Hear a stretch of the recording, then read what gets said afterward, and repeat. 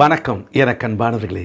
இயேசு சொன்னார், மனுஷரால் கூடாதவைகள் தேவனால் கூடும். லூக்கா 18:27 எங்களது 3வது மகள் 1991 வருஷம் மூளையில் ஏற்பட்ட கேன்சர் கட்டியினாலே மருத்துவர்கள் பார்த்துவிட்டு சொன்னார்கள், அறுவை சிகிச்சை செய்தாலும் இந்த பிள்ளை பிழைக்க மாட்டாள் என்று. மனுஷர்கள் அவ்வளவுதான் சொல்லுவார்கள். நாங்கள் சொன்னோம், ஐயா நீங்கள் செய்யுங்க, நாங்கள் ஜெபம் பண்ணுகிறோம் என்று.